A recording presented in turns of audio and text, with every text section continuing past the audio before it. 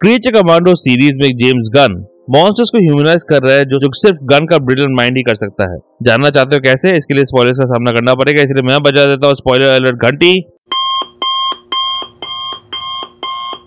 कि यह है क्रीचर कमांडोज एपिसोड 3-4 का ब्रेकडाउन वीडियो। और उससे पहले लाइक सब्सक्राइब कर दीजिएगा, नोटिफिकेशन घंटी बजा दीजिएगा ताकि अपडेट मिलते रहे आप लोगों को। और वेलकम टू द चैनल जो प्लेटफॉर्म है MCU, DC और फिल्मों की हर खबर का जस्ट अ रिव्यू। एपिसोड 3 में दिखाया जाता है GI रोबोट की कहानी को, साइमल्टेनियसली प्रेजेंट डे की प्रोसीडिंग्स को भी दिखाया जाता है। एपिसोड की शुरुआत होती है उस सीन के साथ जहां सर्सी से ब्राइड और नीना को बचाने के लिए पहुंच जाती है सारी टीम। इसी सीन में GI और नीना के बीच रिलेशनशिप को और बिल्ड किया जाता है। उसी के बाद फ्लैशबैक में वर्ल्ड वॉर 2 में पहुंच जाते हैं हम, जहां GI रोबोट अपनी टीम के साथ जंगलों में चल रहा है। कॉमिक्स में GI रोबोट था नाम एक सीरीज रोबोट का जिन्हें क्रिएट किया गया था US मिलिट्री के द्वारा ताकि वो अलायंस के लिए लड़ पाए। वर्ल्ड वॉर 2 के दौरान GI का एक ही मिशन है, नाजीज को मारना। अभी भी सबसे पहले रोबोट था एक प्रोटोटाइप जिसका नाम था जैक, फिर बना दूसरा जिसे नाम दिया गया मैक जो डायनासोर आइलैंड में हो गया था बर्बाद। इसके बाद बनाया गया जेक 1 जिसका फुल फॉर्म है जंगल ऑटोमेटिक किलर एक्सपेरिमेंटल 1 जो अपने ह्यूमन पार्टनर को बचाते हुए मारा गया। इसके बाद आया जेक 2 जिसका फुल फॉर्म है जंगल ऑटोमेटिक किलर एक्सपेरिमेंटल 2। नंबर 2 ही लिखा है हमें इस सीरीज में, इसीलिए उसकी हेलमेट पे नंबर 2 लिखा हुआ है। वैसे उसके आर्मी ट्रूप का नाम है ईजी कंपनी जो भी DC कॉमिक से लिया हुआ है, जो एक fictional comic book world war 2 US army infantry थी लीड कर रहा था। ये आदमी का नाम है sergeant rock, sergeant Franklin John rock, जो DC कॉमिक्स का काफी प्रचलित कॉमिक किरदार है जिन्होंने वर्ल्ड वॉर 2 के दौरान इस कंपनी को लीड किया था। मॉरिस स्टर्लिंग ने आवाज दी है इस किरदार को। इस किरदार पर कुछ प्रोजेक्ट बनाया जा रहा है जिसके लिए सुनने में आया कि James bond fame Daniel Craig को कास्ट कर लिया गया है। कुछ और नाम भी लिया गया है इजी कंपनी का जो कॉमिक से लिया गया है, जो इजी कंपनी के पार्ट थे। Little Sure Shot, Wild Man, Canary, Four Eyes, Bogman, ring any bells? सारी इन्फेंट्री GI रोबोट को बुलाते हैं टिन मैन, जो भी एक DC कॉमिक बुक नाम है, जो था एक member of the metal militia और बाद में प्रेसिडेंट भी बना यूनाइटेड स्टेट्स ऑफ एंगोर नाम की फिक्शनल जगह का। वैसे टिन मैन विज़ार्ड ऑफ ऑज नाम की फिल्म का एक किरदार का नाम भी था जिस पर ये नोट हो सकता है। वैसे इस फ्लैशबैक सीन में GI कई सारे नाजीज को मारता है जो वर्ल्ड वॉर 2 से हर्ट गेम फॉरेस्ट का इंसिडेंट हो सकता है जिस पर GI ने एपिसोड 1 में बात की थी। I fought at the Battle of Hurtgen Forest, a whopping 92 dead Nazis. War के खत्म होने के बाद इस टीम में GI रोबोट को एक साइंटिस्ट को सौंप दिया गया। इसका नाम है विलियम मैग्नस, जिन्हें आवाज दिया है एलन ट्यूडिक ने, ही जिन्होंने डॉक्टर फॉस्फरस को भी आवाज दी है सीरीज में। मैग्नस कॉमिक्स में था एक ब्रिलियंट इंजीनियर जो मेटल्स और आर्टिफिशियल इंटेलिजेंस का इस्तेमाल करके रोबोट्स बनाता था जिन्हें कहा जाता था मेटल मैन। इस सीरीज से क्लियर किया जाता है कि GI रोबोट को स्टडी करके ही मेटल मैन का इंस्पिरेशन ले रहा है विलियम। ये आर्टवर्क इसी स्टडी पर हिंट कर रहा है। प्रेजेंट DC में मेटल मैन देख सकते हैं एज ये सीन 60s में सेट है। विल GI को बोलता है कि वो उसका भी कुछ अपग्रेडेशन कर देगा, जो दिखता है इस एपिसोड के आखिरी पलों में जहां अपने पेट से चक्का निकाल के उड़ता है GI और सन्स ऑफ थेमिस्फेरा की हवा निकालता है। 60s के बाद हम पहुंच जाते हैं 90s में जहां सैम फिट्जगिबन नाम का किरदार GI को घर ले आता है जिसे आवाज दे रहे MCU के योंडू माइकल रुकर ने। फिट्जगिबन नाम गन के ऑलमोस्ट हर प्रोजेक्ट में रहता है क्योंकि उनकी बेस्ट फ्रेंड का नाम ही फिट्जगिबन ही था। गार्डियंस ऑफ गैलेक्सी में दिखे ये डॉक्टर का टाइटल भी फिट्जगिबन था। पीसमेकर में इस डिटेक्टिव का नाम था लैरी फिट्जगिबन। सैम और GI बैठकर देख रहे हैं 1967 की war film the Dirty Dozen. Sam हालांकि नाजी सिंपैथाइजर निकला, वो GI को ले जाता है एक नियो नाजी कॉन्क्लेव में। इन्हीं सारे लोगों को मारने की वजह से GI बेलरी पहुंच जाता है। जब GI बेलरी पहुंचता है कुछ और छोटे DC विलेन दिखते हैं जिसमें से एक है एनिमल वेजिटेबल मिनरल मैन जो एक आधा डायनासोर आधा आदमी है और है एक डूम पेट्रोल विलेन। इसके बगल में है एक wonder woman villain crimson centipede जिसके बहुत सारे हाथ है। द शैगी मैन भी दिखता है यहाँ पर जो एक मॉन्स्टर था जिसे क्रिएट किया था प्रोफेसर आइवो नाम के साइंटिस्ट ने, और वो था one of the most powerful enemies जिसे जस्टिस लीग को फेस किया था। द फिशरमैन भी दिखता है यहाँ पर जो इंटरनेशनल क्रिमिनल था जो रेयर ऑब्जेक्ट्स और साइंटिफिक इन्वेंशंस को चोरी करता था, वो एक एक्वामैन विलेन है।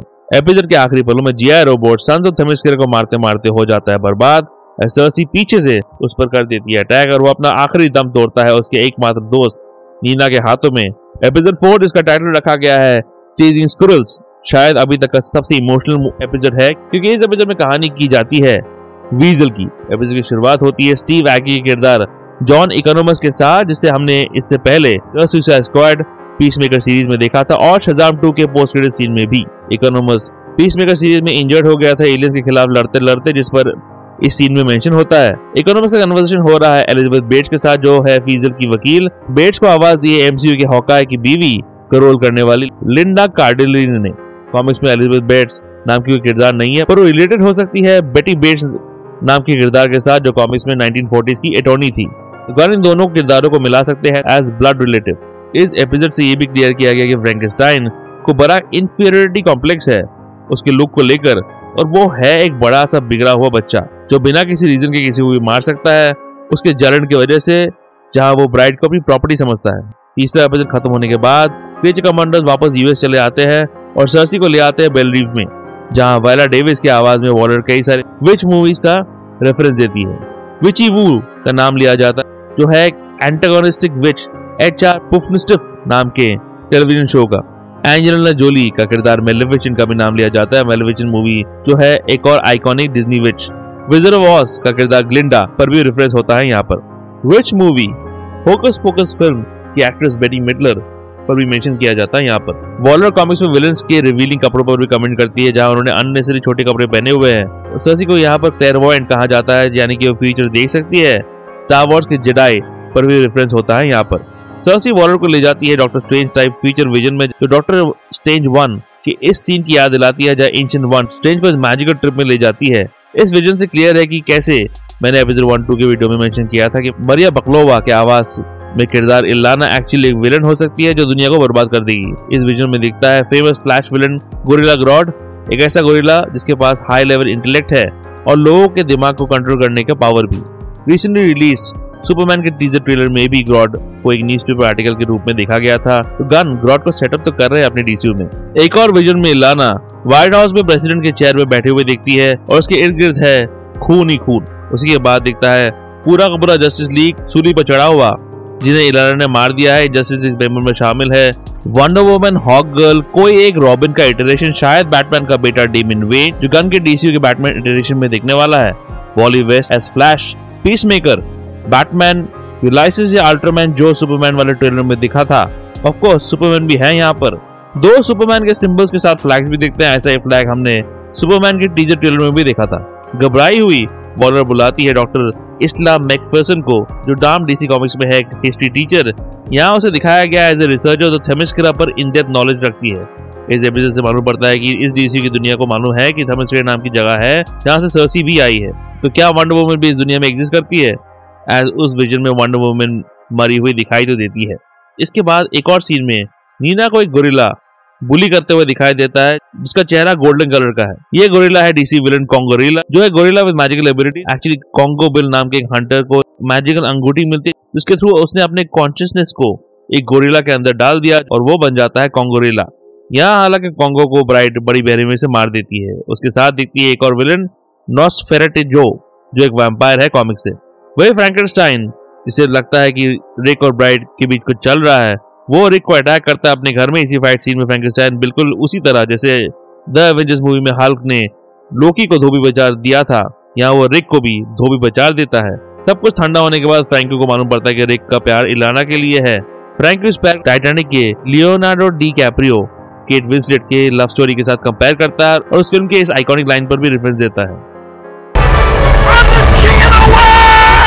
When Harry Met Sally movie पर भी आपत्तिजनक मेंशन देता है फ्रैंको। पर जैसे मैंने पहले मेंशन किया था, ये एपिसोड दिखाता है वीजर की कहानी को। एलिजाबेथ वीजर को बुलाती है जॉन डो, कॉमिक्स में उसका नाम है जॉन मोनरो।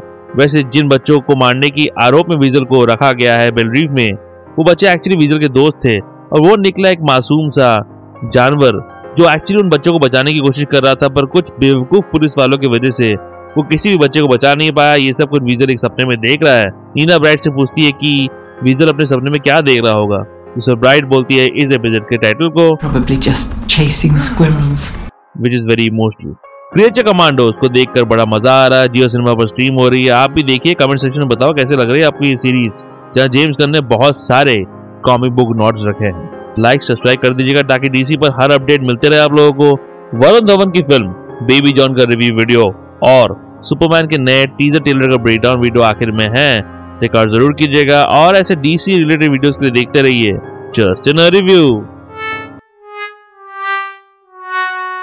रिव्यू के अपडेट्स के लिए और छोटे बड़े स्निपेट्स के लिए फॉलो कीजिए ऑन ट्विटर @ProNerdyView201 में और ProNeedDiaryBlogspot.com में भी आपको अपडेट्स मिल जाएंगे।